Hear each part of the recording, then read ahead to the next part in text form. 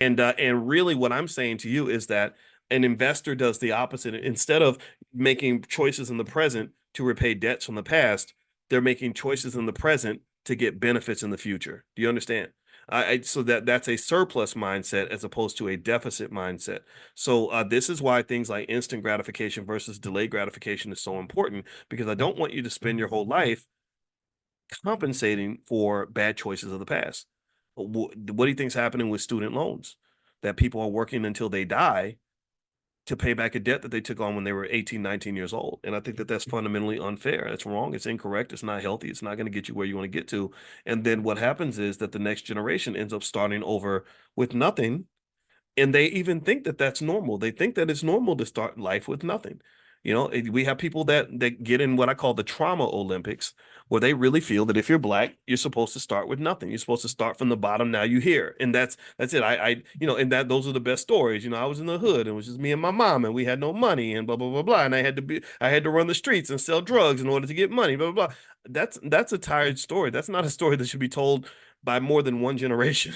That should not be an intergenerational story. That should be the story that's told by your great grandfather in 1952, but it's never told again. Do you understand? He lived that story. He went through the struggle. He went from the bottom and got there. And once he gets to the top level of the penthouse, everybody's supposed to stay there. The children's supposed to be born in the penthouse, not in the street. So how in the hell are you working from the street to the penthouse, and then your kids are born in the street just like you? That don't make no sense. Well, you're hitting the reset button in every generation. And I'll say this, and then I'm going to be done. I'm going to answer. I said I would answer questions, so I'm going to answer your question. I apologize for not. Y'all know how this goes. Stream of consciousness. I hope this is beneficial to you. But my friend, Nomalanga Mushali Moses is from Botswana, and I went to visit Nomalanga in Botswana, and her family is very wealthy. And I asked her, I mean, I'm talking real like nice stuff. I hope Noma doesn't mind me mentioning this, but they had a gardener and a butler and all these like really nice cars in the driveway, like Mercedes and Range Rovers and all this stuff. And I was like, so how did your family get wealthy? And she said, well, my great grandfather had cows, and my grandfather had more cows than him, and then my father had more cows than my grandfather, and we have more cows than my dad. And I said, that sounds pretty simple. And she said, yeah. She said, African Americans. She said, I don't understand how you think that you can build wealth without maintaining strong families. She said, without my family, I would have no wealth. She also said, I don't understand how you think you can build wealth if you start over every generation. That doesn't make any sense to me.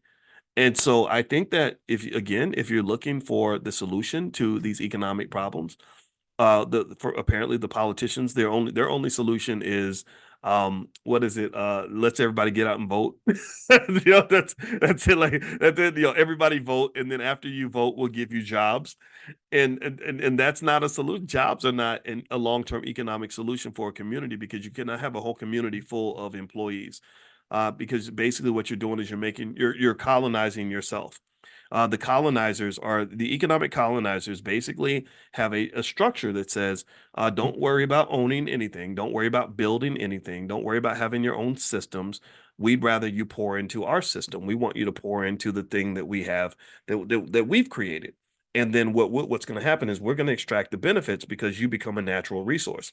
So when you are just thinking that the economic solution for the Black community is jobs, you are effectively colonizing yourself. You're also effectively exposing your children to all the microaggressions, all the racism on the job, everything that we talk about and complain about that nobody cares about. You're literally signing yourself up for that. So my question would be, if you're conscious, why would you do that? If you're conscious, why would you not sit and sort of process like, okay, what's a way around this situation, or are you afraid? Or are you so committed to just going along and speaking and saying the things that everybody else is saying that you're afraid to confront the obvious? You have entire institutions, entire universities dedicated to the idea of training Black people to go work for white people. That's a problem. That's a significant issue. That's something that we need to really, really address. And I can't get the whole Black community to address it because I get seen as radical, and that's fine. I personally like to believe that maybe it's because our ideas are ahead of their time. Maybe I think that by the year 2100, this will be common knowledge. This will be a common conversation. There'll be nothing radical about this discussion, but maybe right now it just seems a little bit weird. But I accept that. I understand that, because having a PhD in finance means sometimes you can see things a lot of people can't see. I accept that. That's fine. But I'm going to say it anyway. You cannot ever have true economic power if you're training all your kids to go work for their oppressor. You cannot do that. And also, on top of that, educationally speaking, we're making a huge mistake by sending all of our kids to these schools where they're being miseducated on all the wrong ideas by all the wrong people and being given the wrong value system. You have to find some way to reclaim that process, whatever that looks like. And here's the beauty of it. The beauty of it, the hope behind it all is that you don't have to wait for everybody else to figure it out. You don't have to get the whole community to do the same thing. That's all a fairy tale. This idea of all black people marching across the finish line together at the same time is not going to occur. You can individually, in your family, in your space, you can march across the finish line 100 years ahead of everybody else. We've always had the innovators in our communities. We've always had the leaders. We've always had the forward thinkers. We had black women and men that came out of slavery that were smarter than the smartest scientists that we have today. We have black men and black women right out of slavery that built one room schools where they educated black children better than entire school systems could with billions of dollars. Do you understand? So stop thinking that you got to wait for everybody else. Stop thinking you got to wait for the culture. There is no when you talk about the music and all that, that is no that is not culture. That's degenerate culture. That is slave culture. That's the mindset of colonized people. That's what that is.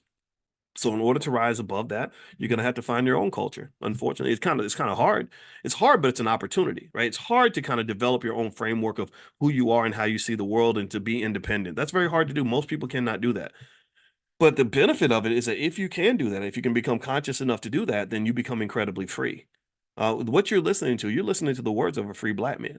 And some people don't understand that language. Some people ain't gonna get it. I understand. It's weird. It's crazy. Like, how dare you say it? I've been going through that my whole life. When I was on campus at University of Kentucky and I started writing articles, and I would say, this doesn't make any sense. This is not logical. Why are we doing this? And blah, blah, blah. I remember I would get warned by so many black people who cared about me, who would say, well, if you keep doing that, you'll never get a job. And I was like, well, maybe I don't want a job. Like maybe maybe that's not the destination. Maybe that's not where I'm supposed to be. Maybe I'm supposed to be doing something different. I don't know. So if your heart tells you to be a little bit different, be different. Just educate yourself. Don't be arrogant about it. Listen to other people. Learn. You can learn from everybody. I learn from white people, black people, everybody. Because what you're looking for is a set of best practices that are going to help you to create and live the best life that you want to live. That's what you're looking for. So you can learn some stuff from Jewish people. Stop. Don't spend all your time being mad at them. Figure out what they're doing. You can learn from white people. You can learn from Asian people. You can learn from other black people.